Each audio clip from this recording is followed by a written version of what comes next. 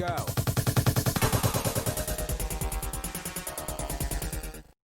Bienvenidos a una nueva edición de Pantalla Deportiva Podcast. Hoy me acompaña Osvaldo Narváez, director de selecciones nacionales de la Federación Venezolana de Baloncesto y gerente de la Superliga. ¿Cómo te encuentras, Osvaldo? Un saludo, Humberto, a ti y a todos los amigos que hoy nos acompañan. Ahora en Margarita, con este tema de la Superliga que se está desarrollando acá. Una experiencia inédita para el baloncesto venezolano y un gusto poder compartir hoy con ustedes esta oportunidad. Comencemos por eso, por la Superliga, ya entrando en esa etapa final. ¿Qué balance haces de este primer torneo después de casi año y medio sin actividad? Bueno, fíjate, hemos ya completado dos fases importantes del torneo, que fue la ronda regular y los cuartos de final. Hemos iniciado ya las semifinales. Para nosotros ha sido un éxito rotundo la realización de la Superliga, una apuesta venezolano para volver a la actividad en medio de una pasividad y una postración que han tenido durante algunos años las distintas ligas que han convivido en el ámbito profesional de Venezuela. Tuvo oportunidad a finales del 2018, a inicios del 2019, de presentar ante la liga profesional en su momento un proyecto para hacer algo parecido a lo que nosotros logramos acá y no lo logramos. Y bueno, creo que esa postración que ha tenido el baloncesto venezolano ha dado un impulso y un salto importante, Humberto, con todo esto, porque hemos logrado volver a la actividad, que es lo más importante. A eso hay que sumarle volver a la actividad en la pandemia, que es creo que es un hito histórico para nosotros como deporte, con un porcentaje muy bajo de casos de contagio, con todo el ímpetu y ganas de los 3 equipos participantes y sobre todo sobreponiéndonos a distintas adversidades que durante el camino se fueron presentando, que prácticamente hacían ver que este año 2020 no tendríamos baloncesto.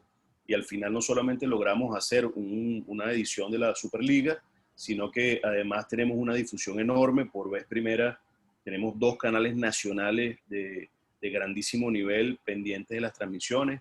La vuelta digamos, del baloncesto a Venevisión desde hace 17 años que no transmitían es también un logro importante, es un canal que llega a una cantidad importante de familias en todo el país. La transmisión constante día a día de Meridiano Televisión ha sido muy importante y creo que la guinda del pastel ha sido la Superliga de Televisión, una apuesta que hemos tenido nosotros para poder difundir esta actividad y creo que es lo más relevante que podemos dar. Creo que hay muchas cosas positivas para hablar. Evidentemente, como en cualquier evento deportivo, tendremos algunos elementos para reconsiderar, para revisar, para mejorar, pero el balance es promisorio, es alentador, es esperanzador y creo que el baloncesto venezolano debe enrumbarse hacia un derrotero digamos, de mayor competitividad y mayor competencia en los próximos años, que es lo que estamos aspirando, los que estamos alrededor del básquet. Yo por lo menos empecé en 2013, 2014 a hablar de este tema, de jugar más, jugar durante más tiempo en el año y visibilizar más la disciplina. Y creo que lo hemos logrado con la Superliga y hemos puesto la vara bien alta, no solamente para nuestro deporte, creo que el deporte venezolano en general ha visto que nuestra apuesta ha sido el camino correcto y ojalá puedan replicarse distintos escenarios a lo largo y ancho del territorio nacional en el baloncesto y en otras disciplinas. Osvaldo, pasamos de un torneo principal de la LPB de 10 equipos con 3 importados, eso te da un promedio de 90 jugadores venezolanos en actividad, a un torneo de 3 equipos con puros criollos, más de 150 jugadores. Eso obviamente en principio implica más trabajo para más personas, pero cuando se estructuró la liga, no pensaron que podía ser riesgoso en cuanto a nivel, teniendo en cuenta que llevas más de un año sin actividad, se sumaron más equipos. ¿Cómo manejaron ese tema de darle tanto protagonismo a los criollos? Bueno, Humberto, creo que aquí lo primero que tenemos que comenzar diciendo es que en los últimos 7 años, estamos hablando de una cantidad importante de tiempo, el baloncesto venezolano ha sufrido mucho, ¿no? Y yo creo que para responder cualquier situación relativa a nivel de competición, habría que, habría que decir primero que en 84 meses, que es ese periodo de 7 años, apenas logramos competir unos 22 meses. Eso te da un promedio más o menos de 3 meses al año de competencia. Eso es muy, muy poco para un país número 20 del mundo, para un país que llega a 14 en el campeonato del mundo de mayores masculinos, y nos lleva a una reflexión profunda sobre el modelo que está siguiendo o que estaba siguiendo el baloncesto venezolano hasta hace unos años, porque no es normal que un país con tan poca competición tenga esos niveles de, digamos, de actuación a nivel internacional, más cuando nosotros esas actuaciones últimas las hemos tenido sin jugadores extranjeros o naturalizados, donde la hemos tenido con puro talento criollo, etcétera. Y yo creo que ha llegado el momento de pasar ese aletargamiento de competitividad para el jugador venezolano y pasar a un modelo de mayor pertenencia y mayor exhibición de nuestros talentos. Fíjate, alrededor de 198, 200 jugadores, más o menos, es lo que hemos tenido en la burbuja de Margarita. 200 jugadores se dice fácil, pero son 200 jugadores venezolanos. Y te puedo decir, Humberto, y a todos los que nos escuchan, que son 200 jugadores que estuvieron acá y se quedaron fuera por lo menos unos 40. Es decir, que no lograron entrar por diversas vías, porque no lograron firmar a tiempo con los equipos, porque tuvieron problemas con el tema de la pandemia. El COVID ha sido digamos, una traza muy fuerte que ha sido transversal pues, a todo el desarrollo del evento. Entonces, pensar nosotros en el tema de calidad nos lleva siempre a repensar el planteamiento. Bueno, está bien, quizás sacrifiquemos la espectacularidad que te puede dar un jugador foráneo. Hay que revisar muy bien los jugadores foráneos que llegaron en las últimas 2 o 3 temporadas a nuestro país, si hablamos de calidad. Y bueno, porque tengo acceso a mucha información, contratos, niveles de, digamos, de números de esos jugadores, etcétera, y luego compararlo con esta camada importante de jugadores que nosotros tuvimos acá. Fíjate que hay un dato que a mí me llamó mucho la atención, es que nuestro promedio de estatura está en 1,92.6 centímetros en la competición.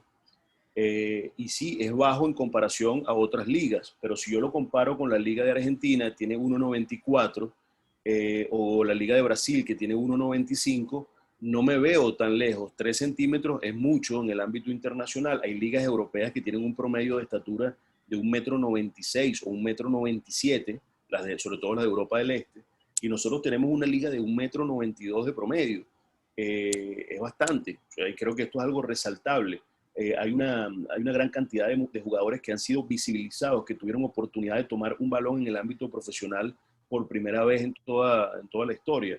Y yo creo que pasamos de ese momento de techo, llamémoslo así, que tenía el jugador venezolano, de alrededor de unos 70 cupos disponibles para los jugadores venezolanos. Imagínate, no lo duplicamos, pasamos la duplicación y llegamos casi a 200 los jugadores que estuvieron allí. Y bueno, cuando la gente me habla de calidad, yo le contrarresto diciéndole esto. Nosotros tenemos paradójicamente, hay gente que critica, por ejemplo, la talla y peso de nuestros atletas, y el peso promedio está muy por debajo de lo que debería estar.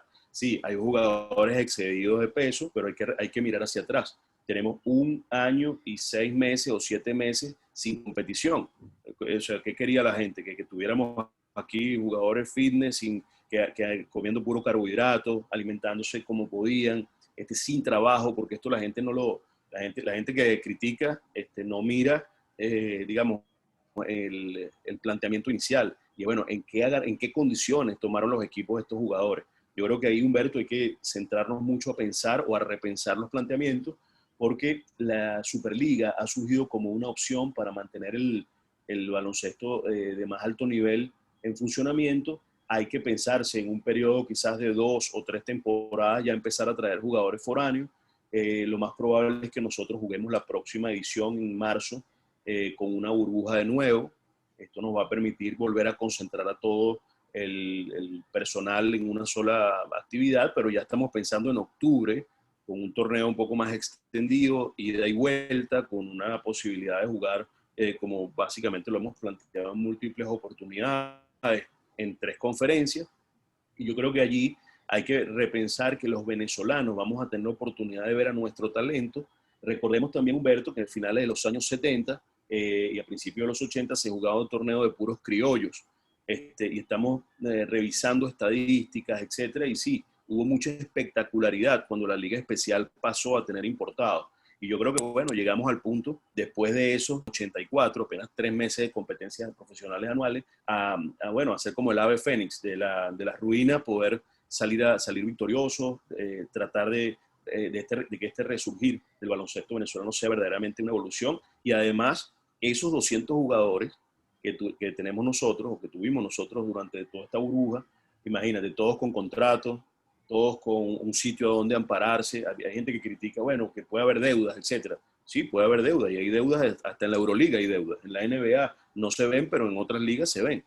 ¿Y qué es lo normal? Lo normal es que el jugador recurra a reclamarlo. Antes no había una instancia de reclamar.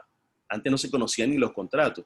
Habían equipos que tenían contratos verbalizados. Eso nadie lo dice ahora. Pero hay por lo menos 2 o 3 equipos de otras ligas, para no mencionarlas, que tenían como costumbre dar contratos verbales a los jugadores.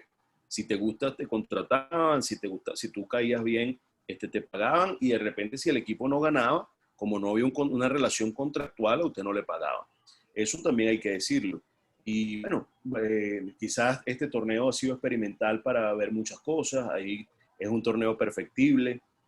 No es fácil hacer una burbuja, Humberto. Créeme que ha sido sumamente complicado poder reunir a lo más granado, al talento más importante de nuestro país, en una sola sede, en una sola reunión. Y es la primera vez que coinciden jugadores, entrenadores, cuerpos técnicos, árbitros, staff de organización de todo el baloncesto venezolano, y eso creo que es un saldo positivo, Humberto, que tenemos todos los que estamos alrededor de la disciplina que celebrar.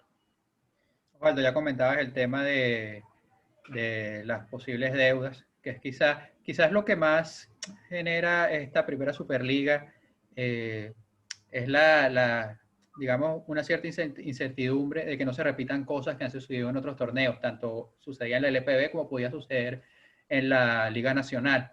En el caso de que existan, como comentas lo de las deudas, el jugador o el técnico o el personal tiene dónde acudir. ¿Qué va a hacer la federación luego de culminar esta burbuja? ¿Va a hacer seguimiento a esas deudas de cara al próximo torneo? Sí, desde luego, ya de hecho hemos recibido en algunos casos consultas, etcétera, para tratar de ver los casos, y ha habido una actitud bien diáfana con la gran mayoría de las personas que han acudido.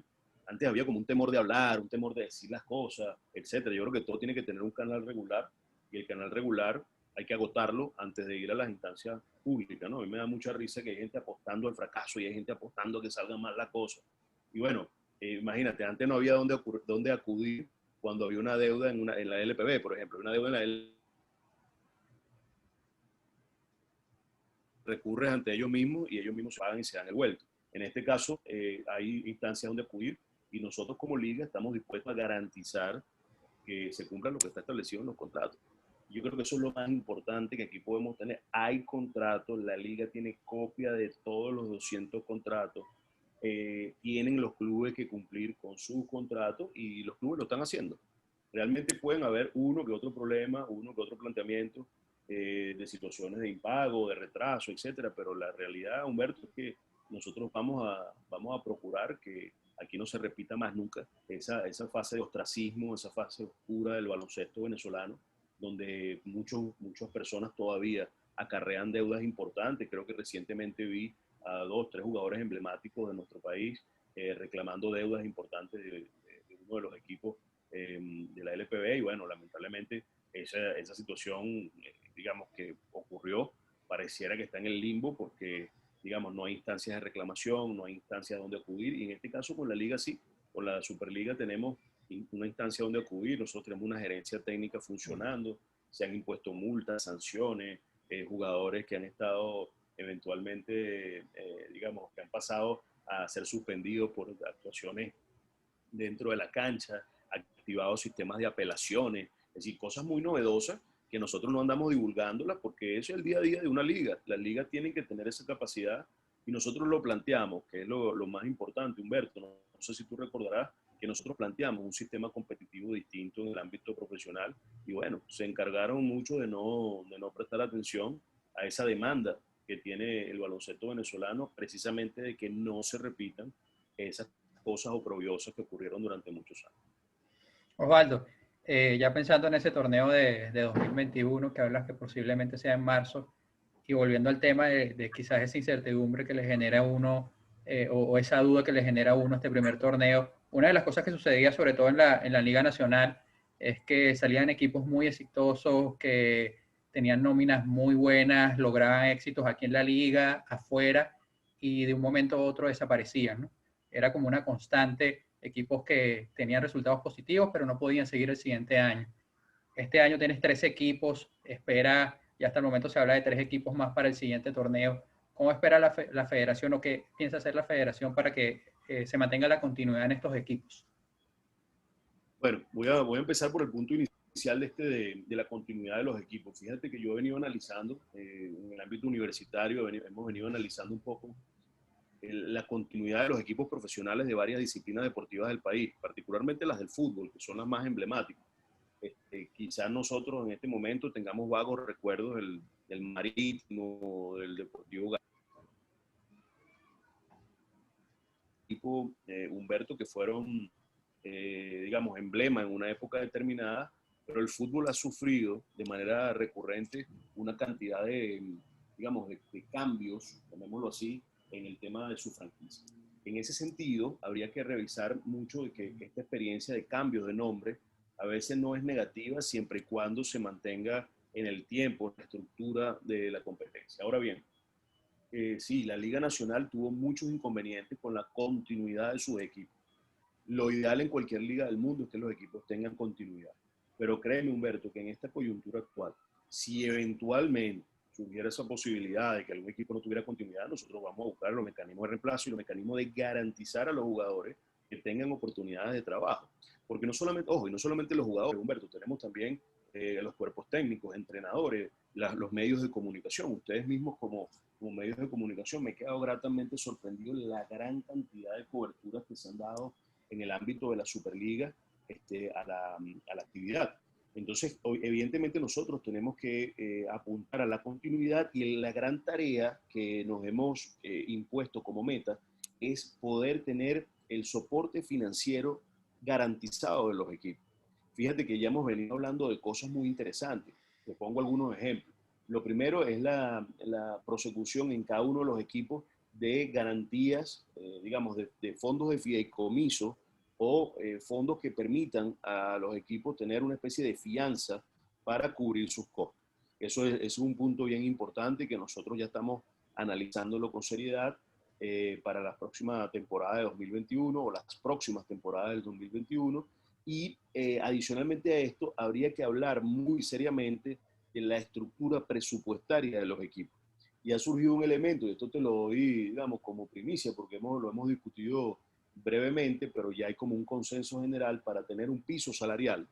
Y es algo que no se logró porque la asociación de jugadores aún no termina de conformarse. Nosotros hicimos una propuesta, la asociación no terminó de conformarse y bueno, al final nosotros tenemos que seguir adelante con la liga, pero nosotros tenemos una propuesta de tener un mínimo salarial. Eso era impensable, Humberto, antes. En cualquier otra competición del básquet venezolano con anterioridad nunca habíamos tenido la capacidad de tener un mínimo salarial. Y adicionalmente hay algunas ideas novedosas como por ejemplo tener un tope presupuestario que se sumaría al mínimo salarial para tú poder distribuir un grupo de recursos entre una nómina determinada. Esto daría más equilibrio, esto daría una fortaleza importante al torneo y se ha planteado la posibilidad, por ejemplo, del impuesto al lujo. Si tú te sobrepasas en esa nómina, te sobrepasas de la cantidad de elementos, pagar un dinero adicional a la liga para funcionamiento, que vaya a otro tipo de gastos, etc. Entonces, en el fondo, la sustentabilidad de los equipos pasa mucho por un control riguroso en las fases previas, que esto es algo que hemos tratado de hacer durante todo este torneo. Y recordemos que hay varias organizaciones nacientes que en esa parte de ser incipientes, de ser nuevos, de estar comenzando, quizás no tengan la experticia de franquicias o organizaciones que tienen un poco más de tiempo. La idea era hacer una sinergia entre organizaciones de experiencia y organizaciones de menos experiencia para fomentar el crecimiento del baloncesto venezolano, para promover una nueva marca y un nuevo espectro competitivo. Lamentablemente, antes de iniciar, tuvimos que hacer mano de lo que teníamos disponible. Nosotros fuimos adelante pese a los retiros de 3 importantes nombres. Y yo creo que para nosotros la continuidad de los equipos, sí, es muy importante, Humberto, es muy, muy importante la continuidad de los equipos, pero no significa que nos detendremos o detendremos el proyecto en el caso eventual de que algún equipo no pueda cumplir en términos financieros. Nosotros vamos a hacer todo lo posible desde la liga y estoy seguro que desde la federación también para que no se repitan los males del pasado y que esta liga pueda tener la mayor continuidad posible. Osvaldo, pasando un tema que se dio la noticia la semana pasada, la LPB ha estado como activa en eso de dar informaciones estos últimos días y en los últimos días, valga la redundancia, habló sobre la posibilidad de que haya un acercamiento hacia la federación. Desde la federación, ¿cuál es el estatus actual de la LPB? ¿Tiene la capacidad la federación o existe la posibilidad de que ambas ligas subsistan? Bueno, desconozco el estatus, digamos, de la afiliación de la liga a la federación. Yo he estado muy metido en este tema de la Superliga. Lo poco que conozco es que se abrió un proceso de inscripciones de todos los afiliados, de reinscripciones de todos los afiliados, un poco porque el gran saldo negativo que encontramos a la llegada a la federación es no encontrar nada, porque gran parte de las cosas, materiales, equipamiento, data, etcétera, que estaba contenida en la federación fue vandalizada o simplemente desaparecida. Y bueno, habría que esperar y ver cuál es el estatus de esa afiliación, que no solamente fue para la liga profesional, sino que fue para todas las ligas del país, para todas las asociaciones, todos los entes afiliados a la federación. Yo desconozco ese estatus, digamos, de afiliación. Habría que esperar y ver cuál es el estatus de afiliación. Lo que sí puedo yo decir a la opinión pública, a la gente que nos vea, que nos escuche, es que, primero, las ligas de cualquier país del mundo, incluida la NBA, Federación Nacional. Ese es el punto primario. Una liga tiene que afiliarse a su Federación Nacional, salvo las honrosas excepciones de 3 ligas, creo que ahora van a ser 5 en total a nivel mundial. La primera es la Euroliga, por razones obvias y por razones de tradición. La segunda ha sido la Champions League en Europa, la Champions League América, el torneo de clubes campeones de África y el torneo de clubes campeones de Asia. Son las 5 ligas que están permisadas de manera directa por FIBA. Del resto, por unanimidad, todas las ligas del mundo están afiliadas a sus federaciones y son sus federaciones quienes le dan el aval correspondiente y quienes a su vez las afilian a FIBA. En este momento, la competición élite activa en el ámbito nacional es la Superliga. La Superliga es la competición que ha registrado la Federación de Venezuela por una razón muy simple, y es que nosotros, en un lapso de aproximadamente 1 año y 7 meses, no teníamos competición profesional y la federación no puede cruzarse de brazos ante la postración y la inactividad de una liga. Adicionalmente a esto hay varios elementos que tiene la LPB que saldar primero. El caso, por ejemplo, más emblemático es el de Marino, un caso doloroso por lo que corresponde a la estructura de tiempo, llamémoslo así, tradición del equipo. Y adicionalmente a esto, pues bueno, otra serie de situaciones que son más internas, más de la relación diaria de liga, transferencias, deudas por pago de árbitros, staff, etc. Yo creo que hay que analizar muy bien ese tema de la sujeción o afiliación de la liga a la federación. No soy yo la persona indicada para entrar en ese detalle, simplemente hago el énfasis o remarco lo que estoy señalando de que las ligas se afilian a sus federaciones y sus federaciones son quienes están afiliadas a FIBA. Y con las excepciones que te dije de esas 5 ligas a nivel internacional. No existe otra liga que tenga un permiso directo de FIBA para operar.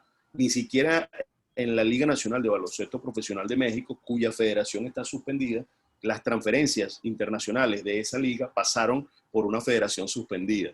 Entonces, para que tú tengas idea de que todo siempre pasa por el manejo de una federación nacional.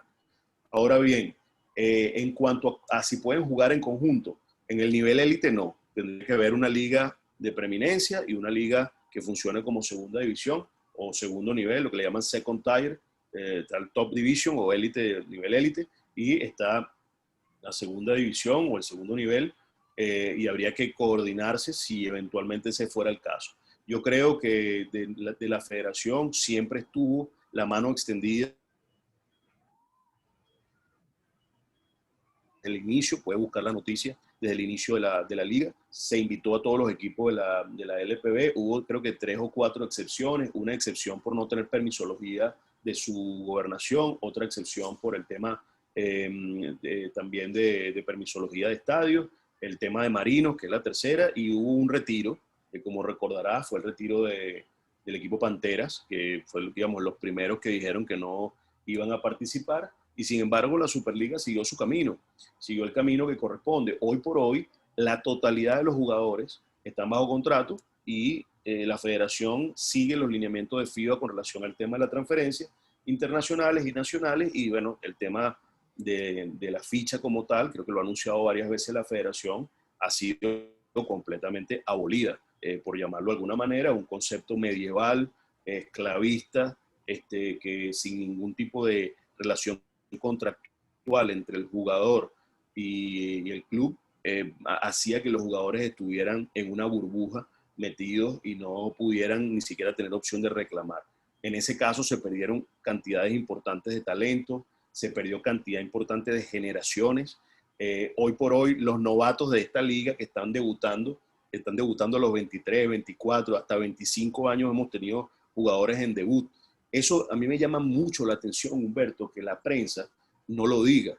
La prensa se queda callada ante esta situación. Jugadores que nunca vieron minutos en la liga profesional tuvieron oportunidad de ver minutos acá. Y la razón tú la diste al principio de tu explicación, que nos hablabas un poco del tema de los 70 jugadores. ¿Sí? Ese era nuestro tope de jugadores que teníamos. ¿Cuándo íbamos a ver a los otros 130 que están aquí? O sea, teníamos 200 en total y ojo, se quedaron 40 todavía, alrededor de 40, Humberto, o sea, que tienen un nivel para jugar. Así que eso es lo que te puedo comentar de esa difícil relación que yo la veo complicada en lo personal, la veo muy complicada por todo el tema de las deudas, por todo el tema de cómo van a operar, de la falta de experticia, del desprecio que se ha tenido hacia la federación, del desprecio que se ha tenido a los proyectos que se han presentado, del desprecio por la formación, que es algo muy importante.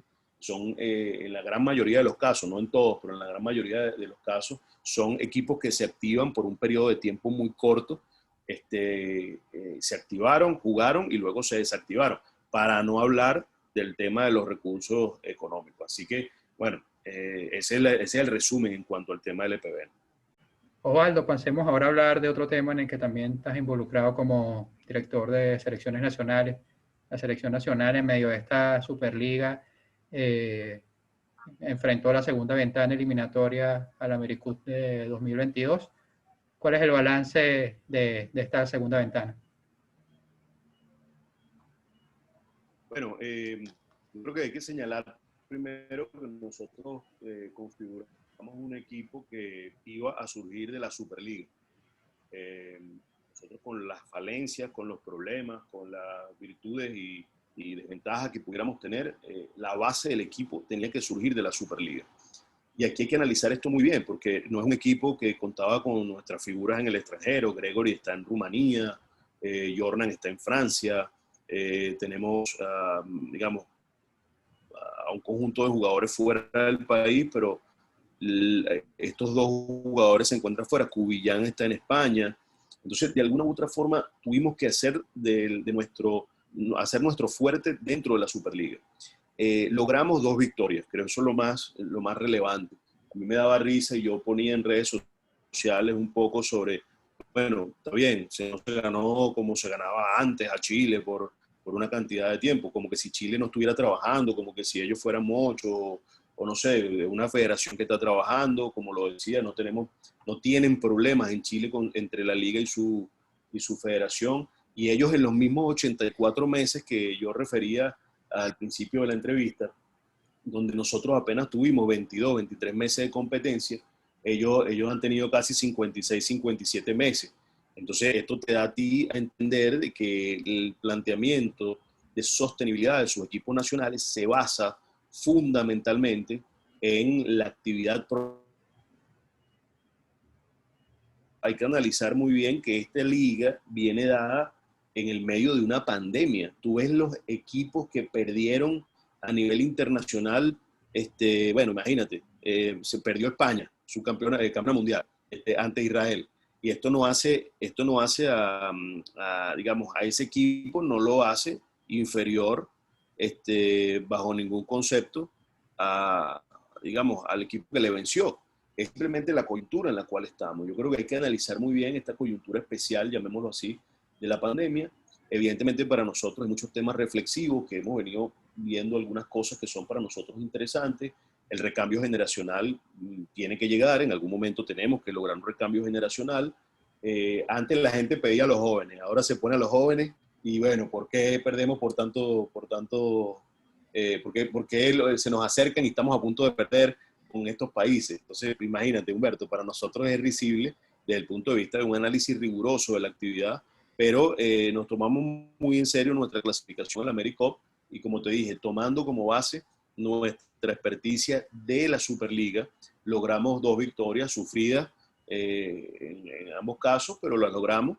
Creo que hay muchas cosas que se pueden hacer. Nosotros vamos a anunciar un conjunto de actividades para el mes de enero. Vamos a estar trabajando con lo que hemos denominado equipo blanco. En el marco de la Superliga se hicieron importantes avances en el tema del recambio generacional. Lo más importante es que tenemos a la vista una oportunidad importante de ver jugadores, de que los tenemos en el mapa, muchos de ellos, jugadores con los cuales hemos podido charlar, que hemos podido tener las mejores condiciones para promover su esquema de entrenamiento hacia futuro y, por qué no, pensar en la capacidad de que en el corto plazo ese recambio generacional esté disponible para la selección de Venezuela. Estos son los momentos para probar jugadores. Esta coyuntura que se nos dio a nosotros es una coyuntura bien importante porque nos permitió ver un grupo de jugadores nobles y no tuvimos disponibles a todos los jugadores que nosotros hubiésemos querido, porque nosotros pusimos varias reglas para asistir a la convocatoria de la selección. La primera regla era la regla de tener que jugar la Superliga. O sea, que si no jugaba la Superliga, tenías que tener una actividad internacional, que fue el caso de Heisler, Miguel y Colmenares, que estuvieron, en los 3 casos, estuvieron activos en sus ligas con anterioridad. Y el resto de los jugadores presentes en la ventana, todos participaron abiertamente en la Superliga. Y la otra regla que tuvimos es que no hayan estado en riesgo de contacto para temas de COVID. Y nosotros tuvimos, como viste, una importante cantidad de casos comunicados por distintos equipos, porque la gente me decía, bueno, fulanito de tal, sí, tremendo jugador, lamentablemente ese jugador estuvo expuesto el virus diabólico del COVID, y bueno, no pudimos tenerlo, pero era por una regla que nosotros mismos habíamos puesto. No porque estuviera contagiado ni nada, sino que estuvo en riesgo y ese círculo inmediato nosotros lo protegimos. Imagínate, cada jugador como mínimo se hizo entre 6 y 8 hisopados. En lo personal yo, que estuve de primero aquí en la burbuja, tuve alrededor de 10. Entonces tú dices, wow, imagínate, una persona se hace 10 hisopados durante un periodo de tiempo. Imagínate los controles, ya para nosotros es hasta motivo de burla el tema de poder hacernos los hisopados, pero bueno, esas son los condicionantes que nosotros tuvimos. No es, Humberto, una actividad normal en el deporte. Esto lo puedes ver en cualquier disciplina deportiva. No es normal lo que se está viviendo en el ámbito deportivo, de la cantidad de elementos que incluyen ahora la logística de preparación, los controles de bioseguridad. Imagínate, ya nosotros no podemos, tenemos que tener en nuestro staff una persona encargada del cumplimiento de las normas de bioseguridad. Imagínate esa locura. Tenemos que tener una persona pendiente del uso de la mascarilla en los vuelos, del uso de las máscaras protectoras, de la limpieza y la higiene, etcétera. De verdad que es totalmente distinto a lo que estábamos acostumbrados. Vamos a seguir trabajando en función de la clasificación. Creo que estamos bastante bien para poder clasificarnos a la AmeriCup. Y bueno, trabajaremos duro para eso. La ventana está a la vuelta de la esquina. Ya nosotros estamos en pleno proceso de preparación y en los próximos días el profesor Fernando Duro dará algunos anuncios importantes con relación a la preparación de los equipos. Creo que el año 2021 está plagado de eventos por donde lo mire. Es un año sumamente complicado para las selecciones nacionales porque hubo muchos eventos que se iban a hacer este año y no se hicieron. El caso de los U15 este año, que el año que viene son U16. El caso de las selecciones femeninas, que bueno, volvemos al ruedo después de ese bajón terrible que hubo en el periodo de ostracismo que tuvimos durante 2017 y 2018 en la federación. Y bueno, Humberto, seguir trabajando para que la federación y la selección nacional sigan mostrando sus mejores valores. Nosotros, por ejemplo, tuvimos un caso que no quisimos seguir atizando dentro de este proceso, que fue el caso, por ejemplo, de Garly. Lamentablemente era el momento para que él se desempeñara de la mejor manera en la selección, poder tener un debut, digamos, importante, y lamentablemente sufrió un episodio epiléptico durante nuestro viaje que ameritó descanso, que ameritó una serie de evaluaciones, y bueno, casos como ese pasan, y bueno, seguimos trabajando, Humberto, en función de tener los mejores valores para los próximos eventos. Lo importante es que no es 1 ni 12, son 200 jugadores que están atrás soportando este proceso de selección nacional, y de eso tenemos que tomar valor independientemente del nivel, independientemente de las distintas condicionantes que tengamos producto de la pandemia del SARS-CoV-2 o el COVID-19. Osvaldo, ya tocabas el tema de la renovación. Ya en esta convocatoria se incorporó Luis Betancur, Garly no pudo jugar pero estuvo en el radar, José Javier Bracho, que es otro joven, estuvo de nuevo en una convocatoria. Con el caso de los jugadores que están afuera, obviamente incluso en situación antes de la pandemia siempre es complicado convocar a los muchachos que están estudiando en Estados Unidos, por ejemplo, pero ¿cómo se plantea la federación poder incluir a esos muchachos que están en Estados Unidos, incluir a los que están en Europa, ir incluyéndolos en las posibles convocatorias? Mira, nosotros tenemos en el radar, yo te puedo hablar de alrededor de 300 jugadores. Ese trabajo lo adelantó el profesor Bernardo Murphy antes de su ida a Argentina. Él en este periodo de pandemia hizo un trabajo encomiable de recaudación de información. Nosotros hoy por hoy tenemos dentro del sistema de selecciones una gran cantidad de datos y de seguimiento constante de los jugadores en el extranjero. Y obviamente para nosotros es muy complejo el tema de la traída de jugadores que se encuentran en actividad en ligas extranjeras, sobre todo en las categorías formativas que no se encuentran dentro de las ventanas oficiales de FIBA o en los eventos del ciclo olímpico, que hay una serie de eventos del ciclo olímpico año a año que nos impide tener quizás la mejor configuración de jugadores posible. En el caso de los jugadores que se encuentran en Estados Unidos, nosotros ya vimos un conjunto de jugadores en un módulo que hizo el profesor Duró en Miami. Haría falta ver de nuevo otro conjunto importante de jugadores. Hay una cantidad relevante en Estados Unidos, pero son jugadores que están bajo el régimen estudiantil, son estudiantes atletas, tienen una serie de condiciones, las universidades no los prestan porque, bueno, si el jugador regresa lesionado, se convierte en un problema para la universidad. Además, el tema de los seguros para esos jugadores son totalmente distintos. Y bueno, obviamente el recambio pasa un poco por tener ese mapa de jugadores venezolanos en el extranjero. Y fíjate que yo vengo hablando siempre con nuestros jugadores, incluso jugadores que se encuentran acá en la Superliga, de que a veces es mejor aceptar un contrato de menor nivel en una liga donde te permita jugar más y crecer, que buscar un contrato de mayor nivel en ligas más cortas o en ligas de menor duración. En el caso de los jugadores que se encuentran en Europa, ahí hay valores importantes. El caso de Pugliati, Januzzi, González en Italia, te puedo hablar del caso de Machín en Francia. Es decir, hay un seguimiento constante, un pequeño grupo de jugadores en España que estamos constantemente monitoreando. Y la intención es que estos jugadores puedan ser visibles en las próximas convocatorias de las selecciones nacionales juveniles. El año 2021 es un año que promete mucho, sobre todo para la categoría U17, por esa cantidad importante de jugadores que tenemos, pero todo dependerá para poderlo traer de esa, que es una permisología bastante compleja en algunos casos. El caso del tema estudiantil, universitario, de verdad que es muy complejo, y nosotros necesitamos, obviamente, Humberto, poder contar con las distintas personas que puedan ayudar, apoyar, etcétera, en ese seguimiento in situ, pero para la Federación Nacional también es un problema obtener la permisología de viaje como lo he señalado, que es bastante complicado en algunos casos. De hecho, hay algunos entrenadores que abiertamente te dicen que no, porque saben y están conscientes mucho de que no tienen por qué otorgar el permiso correspondiente. De hecho, FIBA no entra en el tema, digamos, de permisología estudiantil, ¿no? Es un tema donde todavía no se ha entrado a profundidad, y bueno, esperemos poder tener a la mayor cantidad de valores y jóvenes promesas, Humberto, en el próximo año. Es un objetivo que la federación tiene en mente, y bueno, hacia allá apuntaremos. Osvaldo, ya nombraba un jugador que quiero tocar en específico. Probablemente no recuerdes, pero la primera interacción que nosotros tuvimos vía redes hace ya unos cuantos años fue por el tema Germán Gabriel, ¿no? Hablábamos en aquel momento de por qué la federación nunca hizo el intento de tenerlo en Venezuela y todo aquello.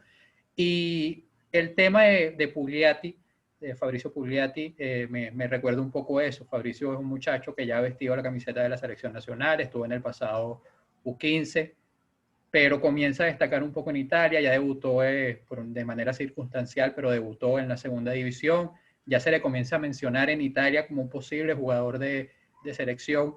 En el caso específico de él, ¿qué se está haciendo para no perder ese talento y no suceda como Germán Gabriel, que termine jugando entonces con la selección de Italia?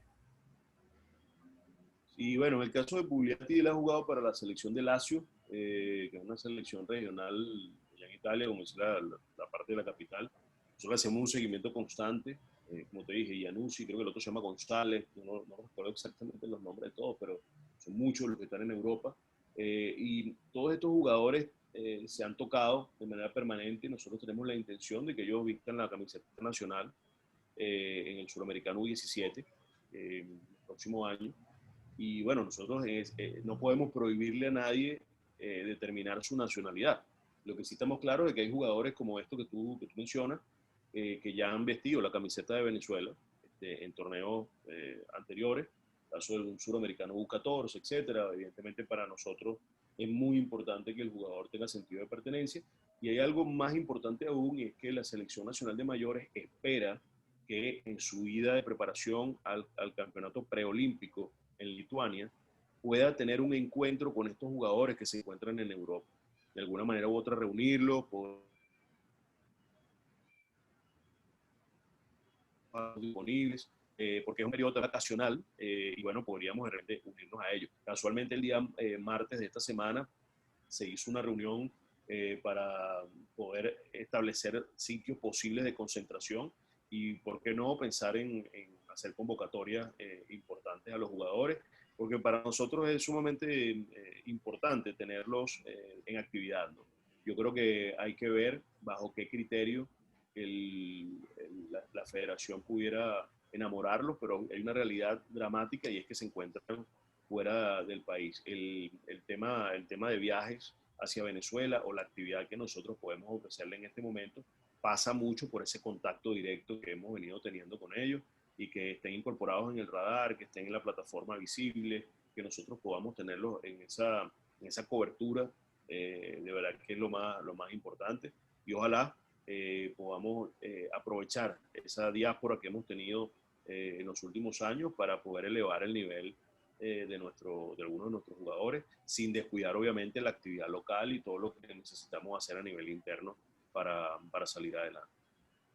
Hablando precisamente de esa actividad local, Osvaldo, pasando al tema de las selecciones menores, no es un secreto que a Venezuela le ha costado en los últimos años destacar como lo ha hecho con la de mayores.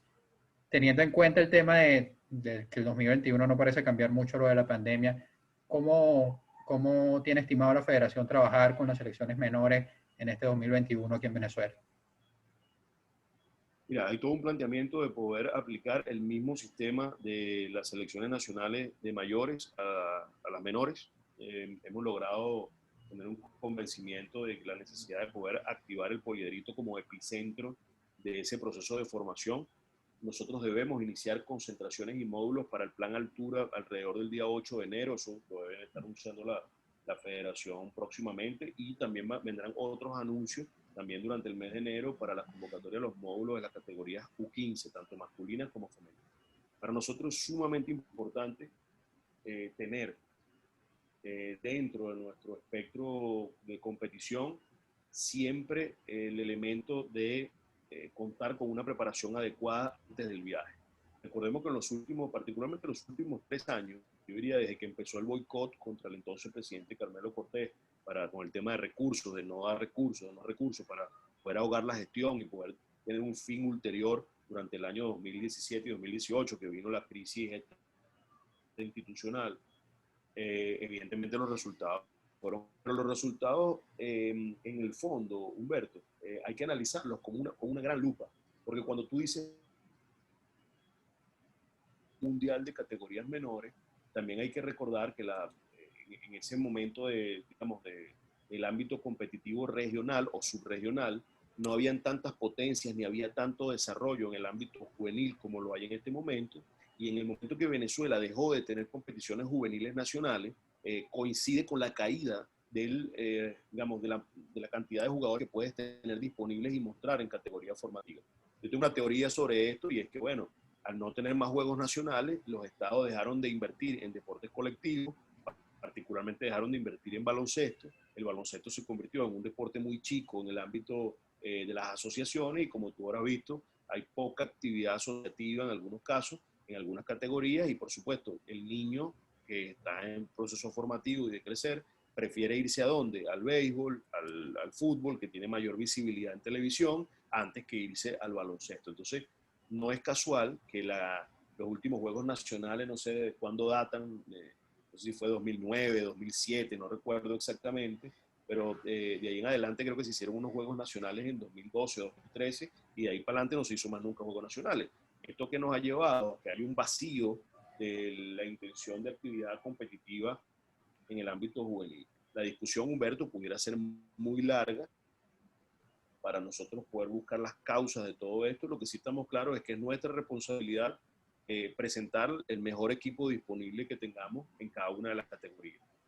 La intención de nosotros es poder rescatar ese esquema de preparación en el poliedrito, poder albergar allí a las selecciones por periodos adecuados. Eso coincide con la Escuela Nacional de Entrenadores, con el Plan Nacional de Desarrollo del Baloncesto, que yo creo que ya tú has escuchado bastante información sobre esto, el Plan Nacional de Desarrollo, el tema de la Escuela Nacional de Entrenadores, y bueno, Humberto, mucha tela para cortar, pero la idea es hacer coincidente todos estos elementos del plan, que incluye, ojo, incluye adicionalmente el plan altura, que es una parte fundamental para nosotros, por eso te hablo de las primeras 2 semanas de enero del 2021, ya tenemos muchachos visualizados a nivel nacional, producto de ese scouting boca a boca, ¿no? Que vas conociendo gente, vas hablando con gente, etcétera. Y por otro lado, la actividad de nuestras asociaciones que han venido captando gente alta y bueno, la intención es poder activar allí, súmale a eso el 3x3, súmale a eso el baloncesto femenino, la intención es poder arrancar con las herramientas que tenemos disponibles, con los recursos financieros que tenemos disponibles, porque ni hay recursos infinitos, ni tenemos las capacidades desarrolladas todavía de manera suficiente para hacer lo que nosotros consideramos un estado óptimo. Osvaldo, ya tocabas el tema que me gustaría tocar un poco contigo del baloncesto femenino. Tenemos alrededor de 3 años sin Liga Nacional. Después de que la selección tuvo un 2016 muy positivo, subcampeona suramericano, se fue a repechaje, ha habido como una caída. ¿Qué se está haciendo en el caso del baloncesto femenino? ¿Qué se plantea hacer en este 2021 para el resurgir del baloncesto femenino? Mira, yo particularmente me considero un superdoliente del básquet femenino, ¿no? Yo, o sea, hice todo para que tratara a las muchachas de la misma manera que al masculino. Lo último que logramos hacer fue antes de los Juegos de Lima, poder albergarlos a todos en la concentración, juntos, masculino y femenino, en este caso las del 3x3, darle un trato top al equipo de mayores femenino 3x3, igual que el del masculino. Realmente lo ocurrido, lo acontecido en el femenino es la muestra de que la mezquindad, la ignorancia digamos, y la falta de proyecto causó en nuestro baloncesto. Si recordarás que fuimos un par de veces a España, tuvimos una gira del equipo femenino a China, tuvimos la participación, como tú dices, en el torneo de repechaje olímpico mundial, que era sumamente difícil, pero nosotros estuvimos perdiendo un partido contra Turquía por un punto, un partido contra Turquía de nuestra selección nacional, y esa base de nuestra selección, quizás 1 o 2 años más longeva que Puerto Rico, es la misma selección que clasificó Puerto Rico para los Juegos Olímpicos de Tokio en el ámbito femenino. Entonces tú dices, bueno, ¿qué hubiese pasado si se le hubiese dado continuidad al proyecto que se presentó en su momento con el profesor Oscar Silva? ¿Qué hubiese pasado si se hubiese considerado en ese slump federativo, en ese bache federativo que hubo entre 2017 y 2018? Si hubiesen tomado en consideración a las personas que venían trabajando, si se hubiesen tomado en consideración el plan y el proyecto que se venía dando, estoy seguro que no hubiésemos caído en lo más grave, que fue haber llegado en una posición fuera de ranking para ingresar en el nuevo sistema competitivo femenino que, como recordarás, incluye el campeonato suramericano. El campeonato suramericano te da cupos a la AmeriCup, la AmeriCup después te da cupos a los procesos de repechaje, y evidentemente es como ver ahora más actividad del baloncesto femenino. Yo creo que hay que apuntar a eso, a darle mucha seriedad al proyecto de selecciones o al Plan Nacional de Desarrollo, que está en manos del profesor Fernando Duró. Fernando viene hablando algo muy interesante, que son los cuerpos técnicos nacionales únicos. Y esto es algo que para nosotros es muy importante, que haya un cuerpo nacional único para todas las... Nosotros estamos en esa posibilidad de darle a los distintos equipos nacionales femeninos el mismo trato que los masculinos. Y en eso nos vamos a enfocar. Ojalá podamos retornar en el corto plazo, pero como te dije, esto que pasó con el femenino es la peor muestra y digamos, es la peor cara que pudimos tener de esa pelea estéril federativa que se dio, de esa cantidad de señalamientos vanos, porque al final la gente que llegó despreció el proyecto anterior, pero el resultado competitivo es que Venezuela cayó en el ranking internacional femenino, quedó fuera de todo el esquema, de toda la molienda, llamémoslo así, y eso es lo que realmente ocurrió con el equipo femenino, lamentablemente. Hay que apostar a el desarrollo de la liga femenina. Yo amablemente les he planteado a los encargados de que le llamemos Superliga Femenina, por un tema comercial, por un tema de unificar criterios. Ellos están trabajando muy duro para poderlo desarrollar, y creo que esa puede ser el puntal o la punta de lanza para poder volver en el corto plazo. Próximamente quizás hayan anuncios sobre esto con las personas a cargo.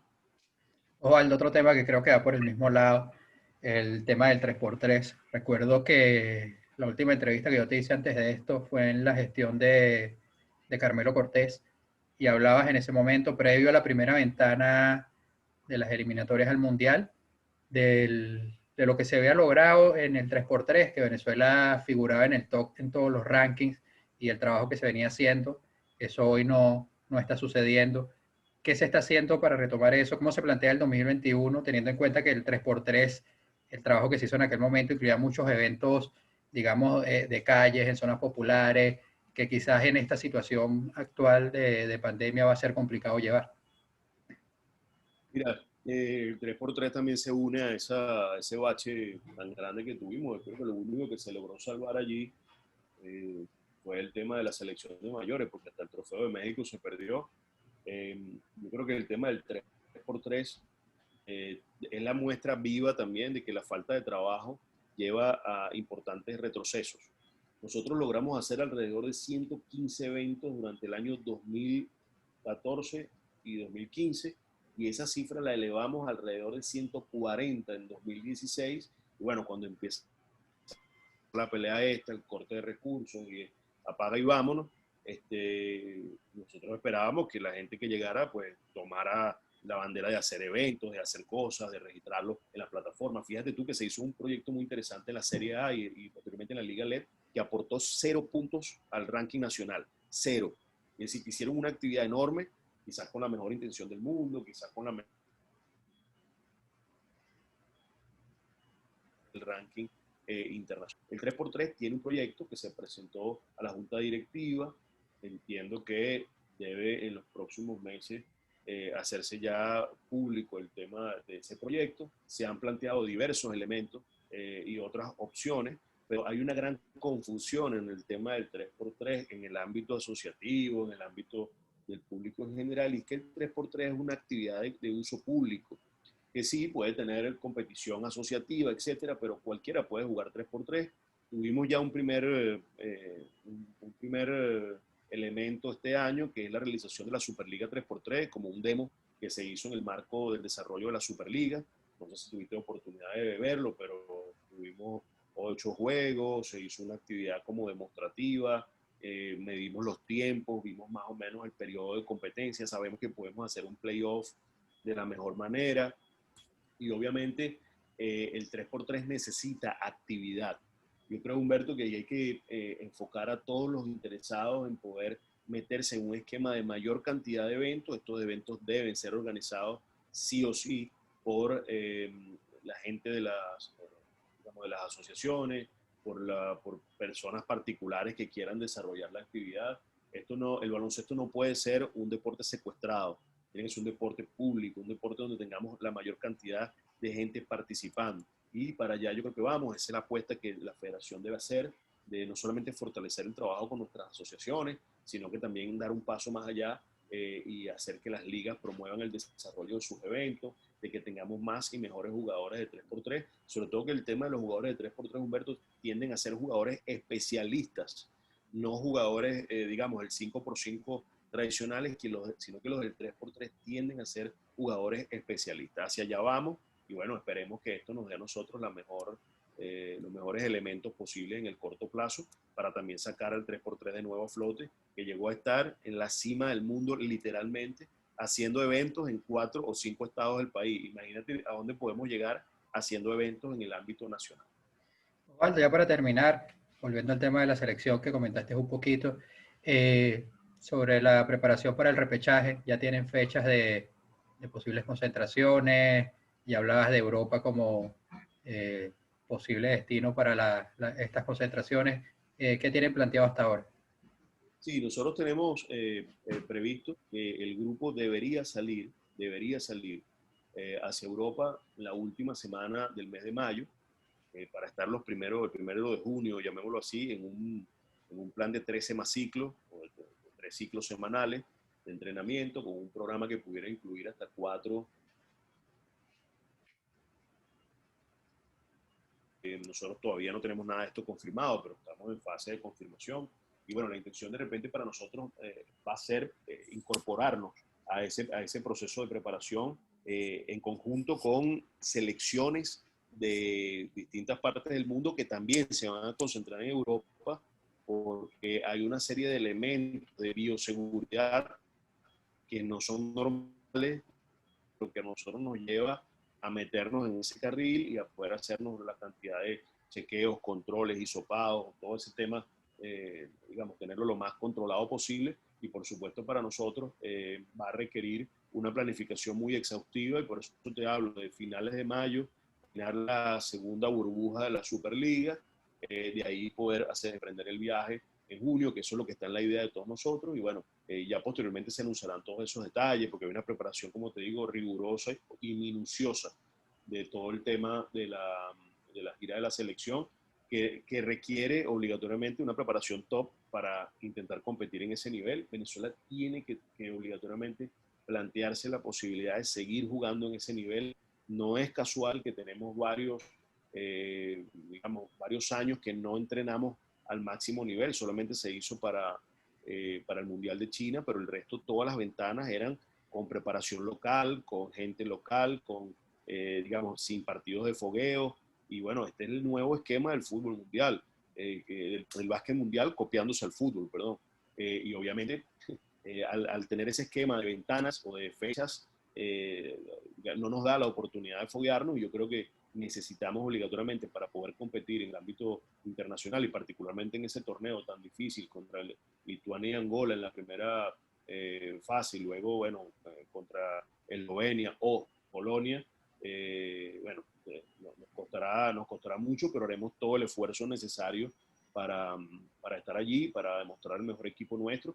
Ya estamos trabajando en función de eso, así que en los próximos meses, el próximo mes ya debemos estar dando una idea clara de cómo se va a preparar la selección. Perfecto, Osvaldo. Muchas gracias por haber conversado un rato con nosotros. Muy agradecido por tu tiempo ahí en medio de esta Superliga. No, a ti, Humberto, y gracias por la intención de poder charlar, de poder conversar estos temas. Ojalá tuviéramos horas y horas para poder conversar sobre el baloncesto. Hay muchos temas que conversar. Yo dejé de creer en la diatriba de las redes sociales para discernir criterios, sino que básicamente estamos dedicados a la comunicación. Debemos todos los del básquet estar orgullosos y contentos y ojalá que en el corto plazo, con la nueva Superliga en 2021, ya pensar en una Superliga abierta quizás en octubre con juegos de ida y vuelta, ¿por qué no ya pensar hacia finales del año 2021 en una competición, digamos, normal de liga, con las distintas conferencias? Creo que nos hace soñar muy bonito, además de toda esa cantidad de proyectos que viene liderando el profesor Fernando Duro en la gestión de Anthony Coello, que también hay que decirlo. Bueno, Osvaldo, muchísimas gracias. Gracias a la gente que nos acompañó hasta acá. Nos vemos en un nuevo episodio de Pantalla Deportiva Podcast. Go.